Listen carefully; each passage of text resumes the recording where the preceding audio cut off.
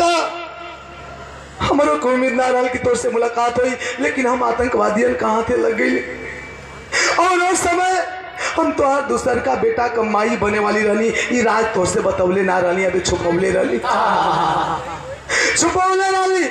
और ले जाके पाकिस्तान के लाहौर जेल में हमके बंद कर दिलन आतंकवादी। और वही जेल में ही तुहार दूसर का बेटा पैदा भई, नाम अरमान है। जब बाबू सुनो कि हो हमारे बेटा बा, हमारे खून बा, धरा के सीना से लगा के चूमे चाटे लगल।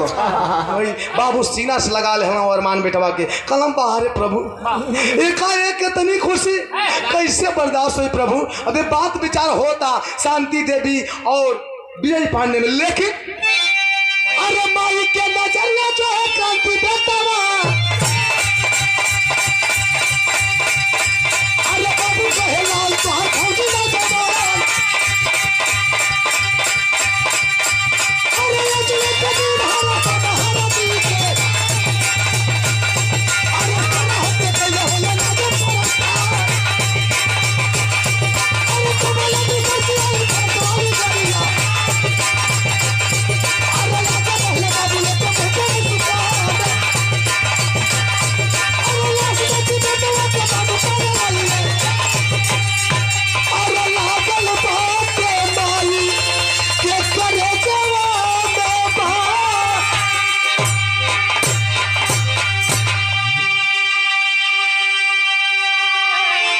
कुल हाल चाल होता है भैया, लेकिन शांति देवी का नजरिया चारू और भीड़ भक्कड़ में ताकत दिया, परखत है निरखत है। बाबू विजय पांडे जी समझ गए कहाँ शांति। हम जाना था नहीं तुम्हारा रखिया कोई के ढूंढत दिया, हमके पता बा अपने क्रांति के खोजत हो ना। कल यहाँ सैया का हमार क्रांति कल कि ना सोचबो मत करिया, उहो बच गल कहाँ बा हमार बचवा। कल कि तो के ना पता है, सुनबू तो खुशी से झूम जीबू। ओके पढ़ा लिखा के फौजी बना दिले, देश का सेवा करेला। और हई जवन भीड़ भड़का देखत हो, बड़ा शुभ दिन पाइल बाड़ू, ओकर बियाह तय कर दिले। आज हरदी हो कर इंतजार करा, 20-25 मिनट रुका, उहो होते हुई आजे आवे के। 20-25 मिनट, आधा घंटा, 35 मिनट बीतत तो ले दूसर की वो फोर्स वाली गाड़ी हर रात दूरे पे आ गई। देखला दूसर की गाड़ी, चिल्लाते दौड़ा कि देखा आगल हमारा बेटा आलो। गाड़ी का लगे पहुंचत हुआ कुछ दूरी बाकी है, तब तक 4 फौजी जवान ताबूत के साथ बाहर आते हैं। ताबूत खोला गया, चेहरे के सामने से तिरंगे झंडे का कफन हटाया गया। जब बाबू देखला अपने बेटवा का लाश, मथवे पगला गई, चिल्ला पड़ल,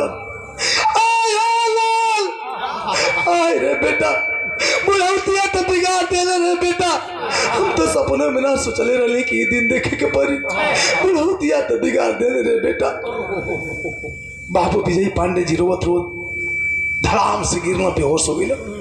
लेकिन जब माई शांति देवी के पता चलल बा कि हमार क्रांति शहीद हुआ, ओकर लाश आइल बा, बचपने पर का चेहरा देखले ही, जवानी का चेहरा याद ना है। धीरे धीरे बारीकी कदमों से जब अपने बेटे के पास जाती है शांति देवी, जब चेहरा देखती है कलेजे में फाट गया।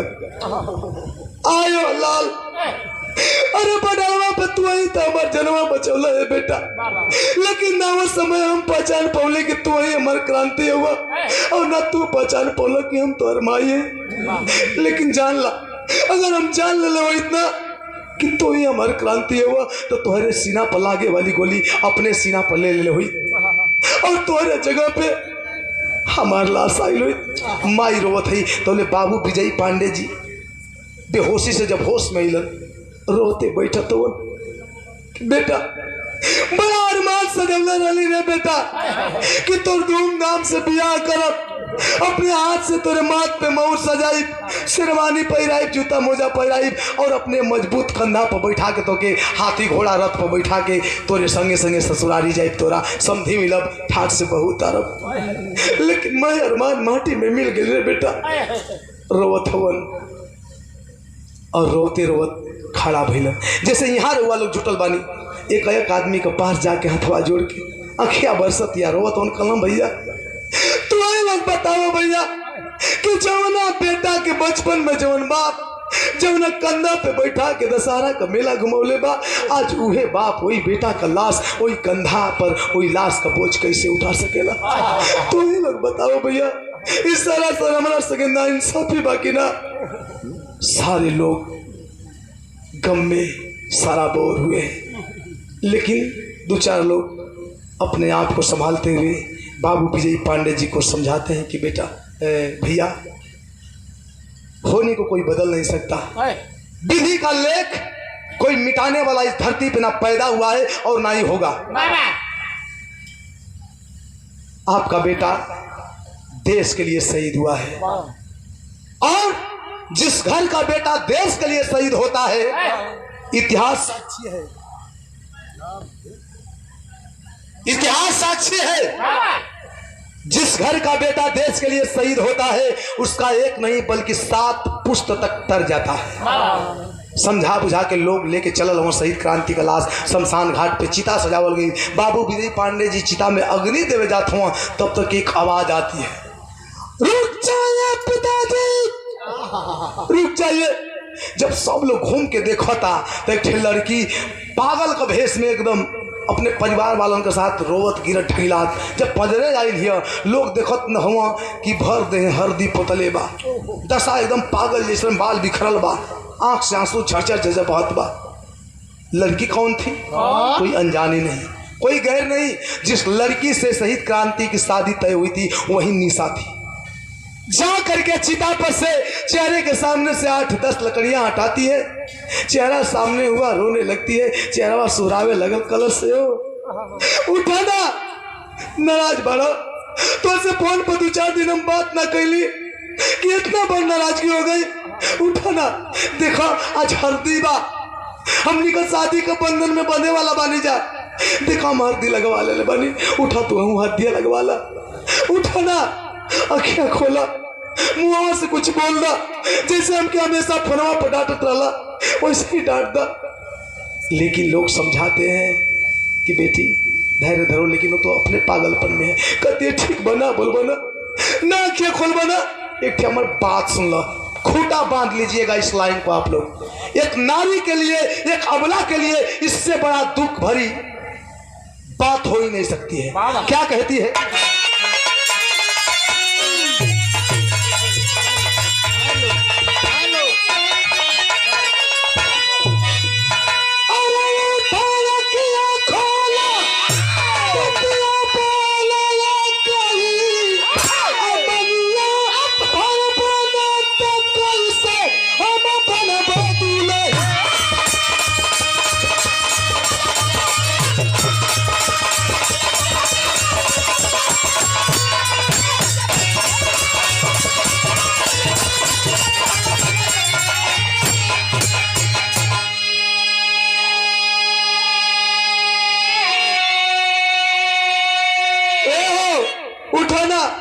उठा देखा मर्दी लगवा ले बनी, तू अर्दिया लगवा ला। अखियां खोलत का है नहीं का, मुँह से कुछ बोलत का है नहीं का। उठा देखा, अगर आज ना उठ बना, जब हमारे मांग में सिंदूर ना भर बना, जब हम तुहार दुल्हन ना बनब ना, तो इस जमाना के लोग ताना मारी, हमके कुलक्षणी कही, चबाइन कही, अबागिन कही कि शादी बहिला ले पहले ही अपने ओके वाला पति के चबा गई। इतना बड़ कलंक लेके हम कैसे जी पाई समाज में तोरा बिना। उठाना हल्दिया लगवा ला, हमारे मंगिया भर दा। पागलपन में है, एक ही रट लगाई है। लोग समझा रहे हैं फिर भी कोई प्रभाव नहीं पड़ रहा है। कहती है ठीक बना, उठ बना। एक बात सुन ला, तोरे घर परिवार हितई नतई का लोग तो हर बड़ा चर्चा करे बहादुरी का, सुन ले रही का। परिवार का लोग तोरे बहादुरी का बड़ा चर्चा करत रहल का। 4 घंटा से अभी का तो सुतला नहीं घर, सरहद पर से सुतले कैसे आईना के करा दो।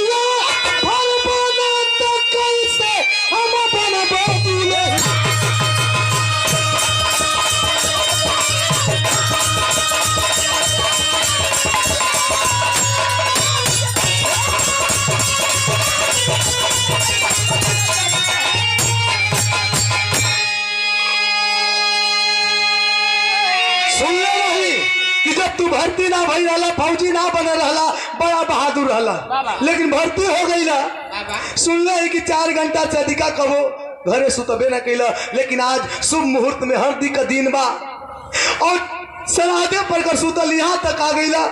अब ले नाम उठा ताला, नखिया खोला ताला, ना कुछ बोलते बड़ा उठा दिया लगवाला, हमार मंगिया भर दा, ये रट लगेले वाले। लेकिन लोग समझा बुझा करके साइड किए, सलामी दे करके अंतिम विदाई हुई। हमारे विधा का आखिरी भाव बाबा